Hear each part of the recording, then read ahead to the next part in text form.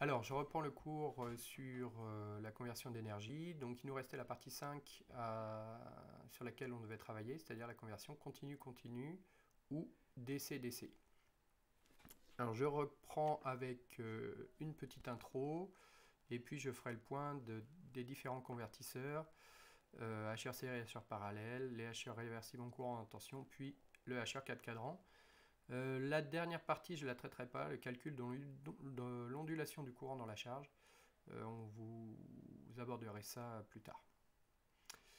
Donc au niveau de l'introduction, le sigle qui correspond au convertisseur, on le connaît maintenant, donc c'est le rectangle qui indique avec ce petit sigle là que vous êtes sur une entrée en continu et une sortie en continu.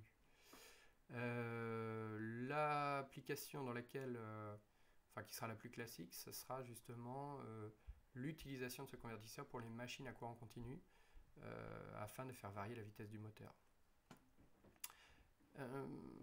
Souvent, on mettra en série avec le moteur une bobine, une inductance, qui permettra de lisser le courant, c'est-à-dire de faire en sorte que le courant n'ondule pas trop, et de considérer que la charge globale est une source de courant continu, qui fonctionne en récepteur, pour le coup. J'en ai déjà parlé, donc on revient sur les cadrans de fonctionnement. Les convertisseurs permettent justement de travailler suivant différents cadrans. Donc la caractéristique classique, c'est pour ça que ça s'applique bien au moteur, c'est de donner le couple en fonction de la vitesse. Alors parfois on voit la vitesse en fonction du couple, parfois la caractéristique est inversée, mais globalement on comprend bien le principe. Suivant le type de HR qui sera utilisé, donc le HR série par exemple, ne fonctionne que dans un cadran. Donc ici on voit que la vitesse et le couple sont de même signe, tout en étant positifs. Pour avoir deux sens de fonctionnement, il faudra voir pour un couple de même signe, voir s'inverser justement la vitesse. Donc on parle alors de HR réversible en tension, puisque c'est la vitesse de rotation qui s'inverse. Si vous avez le couple qui s'inverse, on parlera d'un HR réversible en courant, puisque le couple est lié au courant dans le moteur. Dans les quatre cas de fonctionnement, c'est-à-dire votre convertisseur fonctionne dans les quatre cadrans, vous aurez obtenu un HR réversible en courant et en tension. Donc c'est ce qu'on verra dans la suite de cet exposé. Les structures de HR série pour commencer. Donc le HR série, son autre nom, c'est le HR dévolteur ou abaisseur ou buck. On remarque tout de suite qu'il permet d'associer une source de tension continue à une source de courant continu qui va recevoir de l'énergie.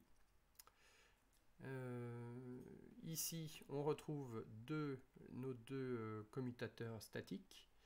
Donc un commutateur qui correspond au transistor utilisé et un autre commutateur qui correspond à la diode de roue libre. On reverra derrière justement le schéma réel. Ces commutateurs, étant donné l'organisation du schéma, ne peuvent pas être fermés en même temps, sinon la source VE se verrait court-circuitée. C'est ce qui veut dire qu'on peut considérer que K1 est égal à K2, donc les commandes des deux commutateurs sont inversées. Et ça, c'est une obligation. Donc on retrouve les courbes caractéristiques du HR série. La tension U qui est amenée aux bornes du moteur correspond à la tension VE entre 0 et alpha T. Donc la commande du transistor, donc K1, là on voit ici que K1 est à 1, ça veut dire que le transistor est passant. Donc à ces bornes, la tension est nulle. Et bien sûr, c'est le moment où le courant, lui, est maximum. L'autre intervalle de temps entre alpha T et T, c'est la diode qui prend le relais, donc la diode de roue libre, et on s'aperçoit que la tension aux bornes de la diode est à 0, tandis que le courant, lui, existe justement dans cette diode. Pour l'instant, dans ce commutateur K2.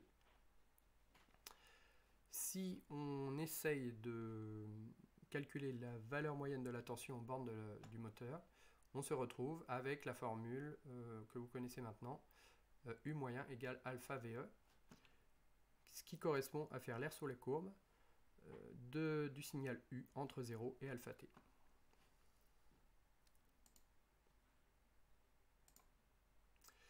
On retrouve les graphes de fonctionnement des interrupteurs. Donc les deux interrupteurs peuvent être pour K1 un transistor MOSFET canal N. Donc on retrouve la grille, le drain et la source. Ou bien un transistor IGBT, donc les termes utilisés, grille, collecteur et émetteur. Et pour K2, donc avec sa caractéristique, la diode, qui est autrement appelée la diode de roue libre. L'organisation du HR série, on le voit là. Donc le schéma qu'on va retrouver est celui-là, et on a l'habitude de le représenter sous cette forme plutôt. Parfois, on l'a vu en TD, ce commutateur K1 est placé en dessous, ça revient exactement au même. Et ici, on a deux exemples. Donc un premier exemple avec ici une source de courant. Donc c'est modélisé, hein, le récepteur est modélisé. Et réellement, on pourra le représenter comme ça. Donc on voit qu'avec la charge, en série avec la charge, on a placé une bobine, ce qui permet de dire que c'est équivalent à une source de courant constant. Les cadrans de fonctionnement, si on ramène ça à un moteur, si la charge est un moteur, pour une tension E positive, on aura une vitesse de rotation positive et un courant positif, ce qui correspondra à un couple positif. Problème, ici, ce convertisseur n'est pas réversible, c'est-à-dire que le moteur ne peut pas fournir d'énergie et la restituer à la source. C'est pas possible, là il n'y a pas de chemin pour que ce courant aille en sens inverse. Donc ce HR est dit non réversible en tension et non réversible en courant. Alors non réversible en tension, ici on voit bien que la tension U, on a dit que c'était alpha VE, donc VE étant positif ici, on aura toujours une tension U positive, donc pas d'inversion, il n'y a pas de moyen d'inverser la tension U.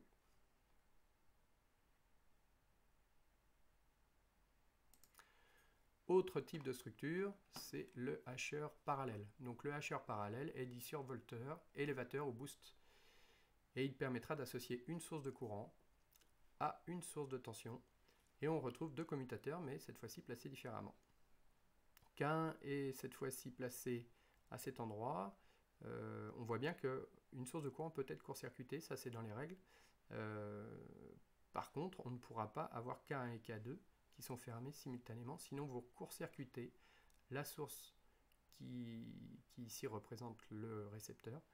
Donc vous allez court-circuiter si jamais vous fermez K1 et K2. Donc on retrouve la même complémentarité des commandes de K1 et K2.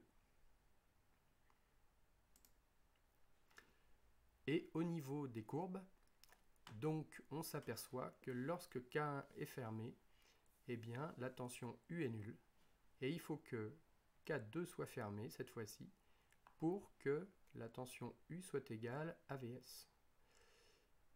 On va pouvoir exprimer exactement de la même manière la valeur moyenne de la tension et on pourra en déduire finalement la tension Vs qui sera égale, qui dépendra de cette valeur moyenne de la tension U. Particularité de ce HR parallèle, c'est que la tension moyenne U fournie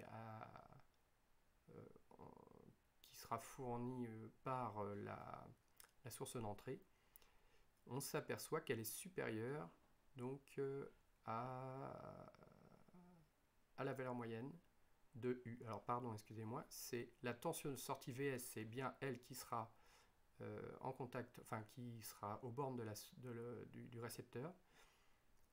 Elle sera supérieure à la valeur moyenne U. Donc on a la fonction élévation.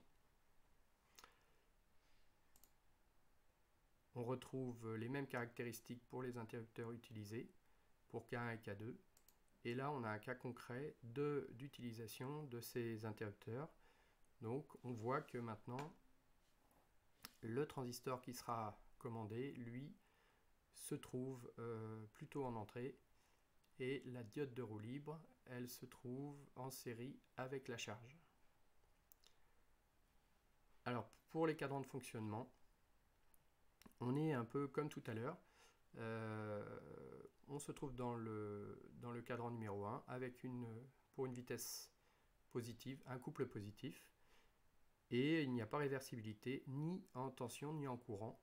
On ne peut pas fournir à partir du récepteur de l'énergie, ce qui a généré au départ l'énergie, c'est-à-dire VE.